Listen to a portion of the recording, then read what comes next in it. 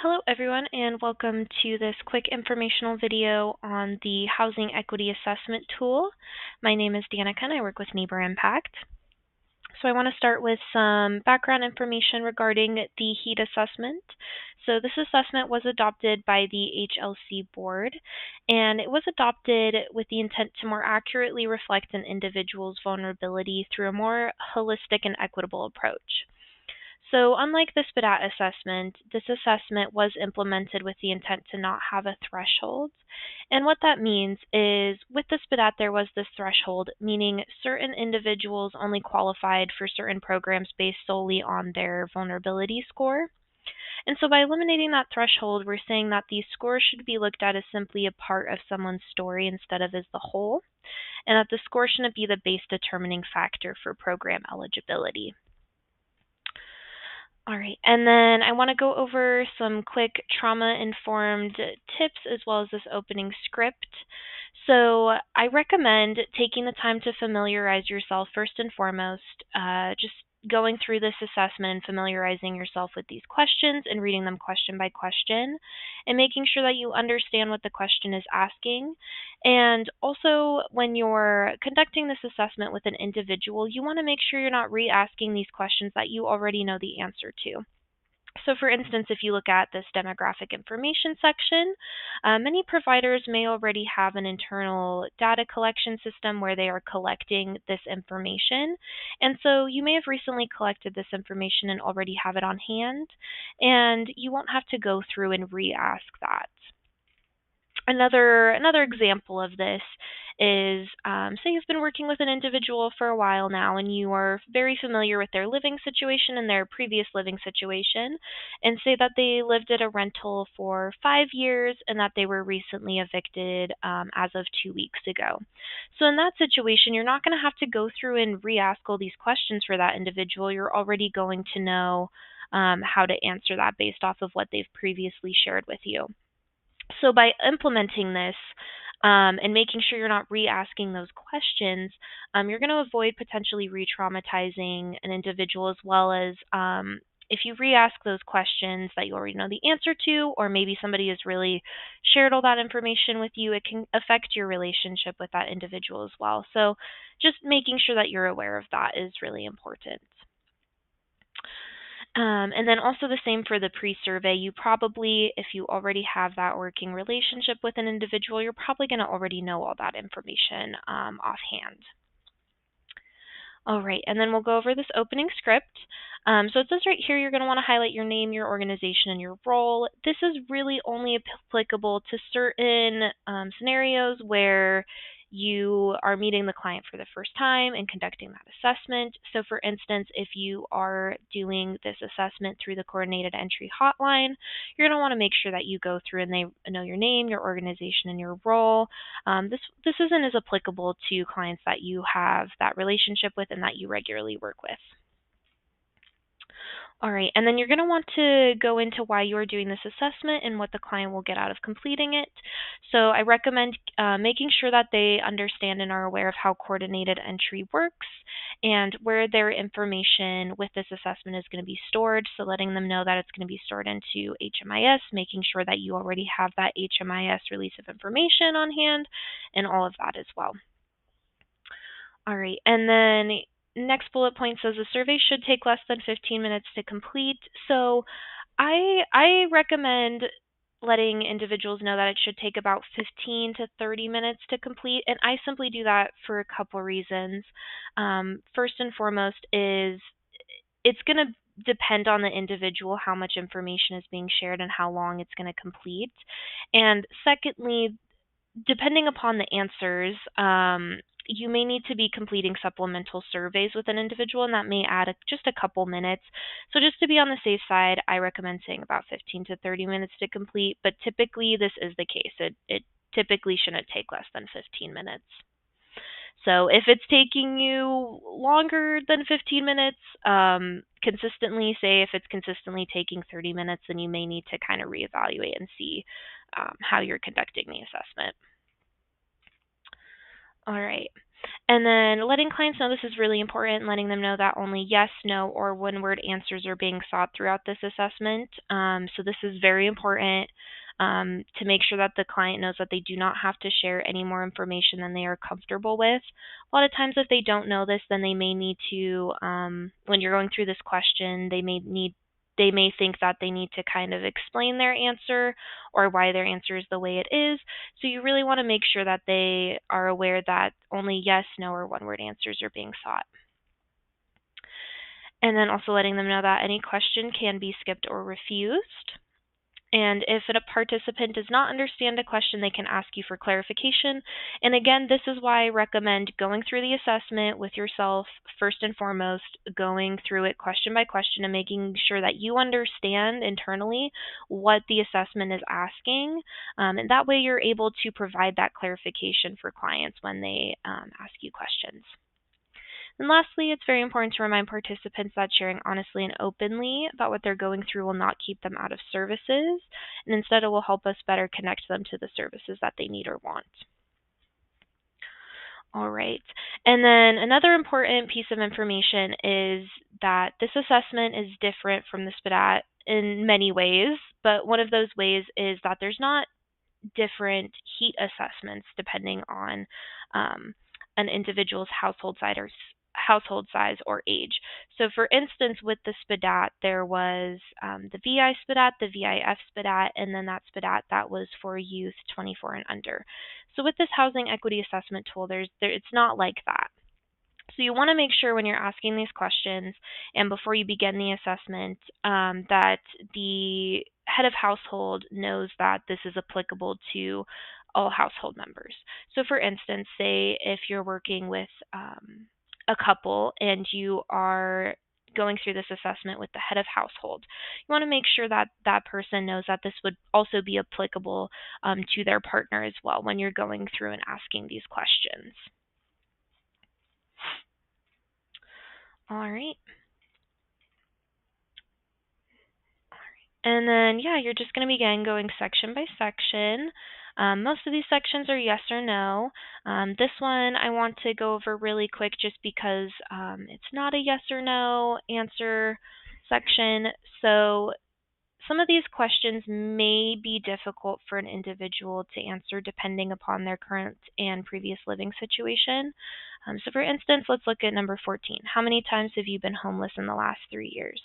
So this may be difficult. Say someone was in a rental, but maybe on and off they were living in their vehicle. So it may be difficult for them to answer exactly how many times they've been homeless in the last 3 years. So I recommend being prepared to ask follow-up questions with individuals and kind of working through that to determine that answer with them. So number 15 also, cumulatively, how many months have you been homeless in the last 3 years? So with this one, the last 3 years, it's a long time. It's a long time for sure, and so it may be difficult for individuals to just off the top of their head know how many months they've been homeless in the last 3 years. So I let individuals know that this is an estimation, and again, being prepared to ask follow-up questions to help work with the client and help determine that answer is also really important. Right. And then these next sections are also yes, no, and there is also that option because a client has that right to refuse a question, so there is also that option there as well. And then you're also just going to want to make sure that to note that there are these definitions here for certain questions. So for example, 43 goes into that. So making sure that you're aware of that definition. 43 is one that I wouldn't just say, do you have or have you had, and then read these acronyms. I go through and say, do you have or have you had fetal alcohol syndrome, fetal alcohol spectrum disorders, or neonatal abstinence syndrome? And then just being prepared to, if a client asks you what that means, being prepared to be able to explain that. Okay.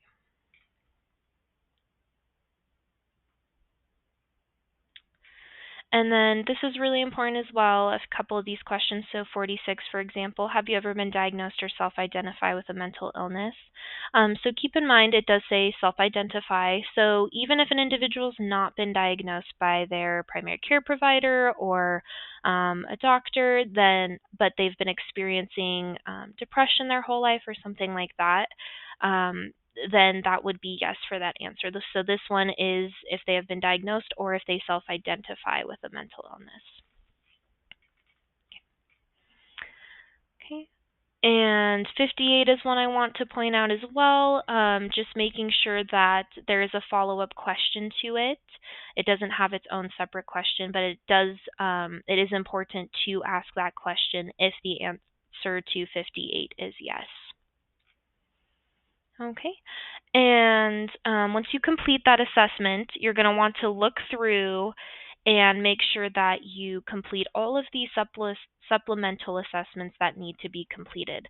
So with this, I recommend having some sort of organizational process that works best for you. So what I've noticed that works well for me is I go through and I highlight these questions. So I highlight number 55. And then I highlight number 12 and 11, and I highlight 3, 2, and then I also highlight this right here. And what that does for me is it's a reminder to myself that once I go through and I complete this assessment with an individual, I'm taking that time to look through those highlighted sections and make sure that I am completing that supplemental assessment if I need to do that. You may have a process that works better for you or that you discover works better for you. So for instance, maybe you're going through this and maybe 2 and 3, maybe they answer no to both of those questions. So what you do is you put right here, you just put no supplemental assessment needed, something like that. Whatever works best for you, and make sure that you are completing what needs to be completed. And I want to point out 2 and 3 as well because for 2 it says, if yes, complete the GNC and LGBTQ supplemental assessment. So it's important to note that an individual, maybe they answer yes to 2 and maybe they answer no to 3, but you're still going to be completing that assessment. So it's if they answer yes to either 2 or 3, then you're completing that supplemental assessment. So really just make sure you're looking at those instructions that come with this assessment. And there's a similar concept as well for questions 11 and 12. And then with this one, it's not in question form, which is why I recommend kind of highlighting this. But if they are an adult with dependents under age 18, you are going to be completing that family's supplemental assessment. Okay.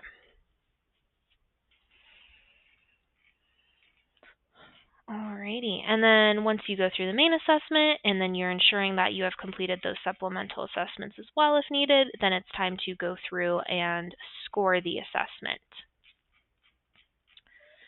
So the scoring sheet starts here on page 11.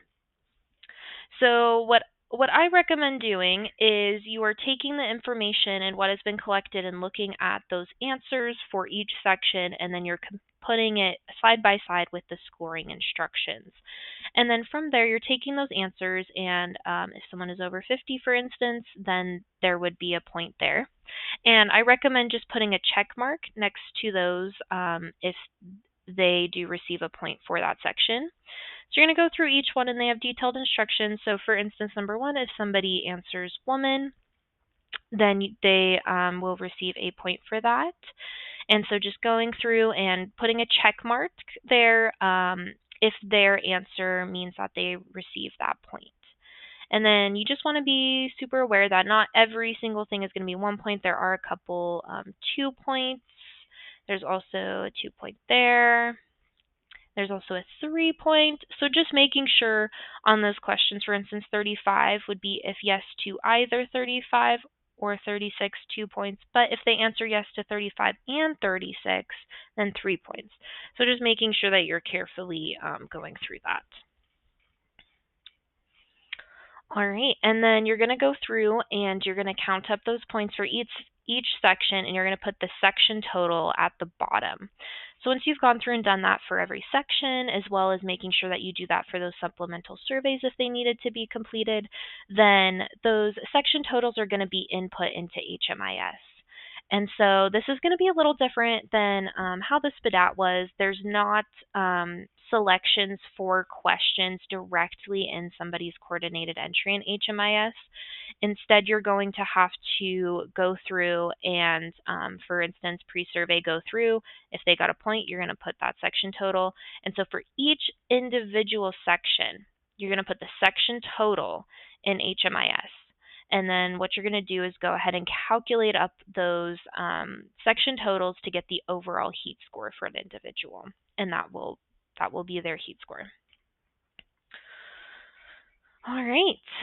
And once you have completed an assessment with an individual, before you score, go through and score it with someone, I recommend going through that closing script with an individual. And this is so important. Anytime you complete a coordinated entry, you're going to want to make sure that you emphasize a few important points that is on that closing script. So it's going to be the same exact script as the closing script for the VI SPDAT. You're going to be going over the same exact points with an individual. And what those points are is making sure that clients reach back out to their provider if information changes. So for instance, if their contact information changes, their phone number, their email address, or say their living situation changes, then it's really important that they reach back out to their provider so that their provider can update that in HMIS. And why this is so important is because we use that contact information is used that is stored in the coordinated entry to reach out to an individual if they are referred or selected for a specific housing program. So if we don't have that up-to-date or correct contact information for an individual, it's going to be hard for us to get in touch, and unfortunately they could potentially lose a housing option or a housing opportunity. And then you're also going to want to make sure that, again, you set realistic expectations. So making sure that by completing this assessment, by completing a coordinated entry, by completing a heat assessment, it unfortunately is not a guarantee that somebody will be matched to a permanent housing solution. So you're going to want to emphasize the importance of individuals looking into other housing resources and other housing options that exist outside of coordinated entry. All right. And also the importance of making sure that individuals have necessary documentation prepared. So this is in the coordinated entry assessment itself, not the heat assessment, but it's still very important that you go through.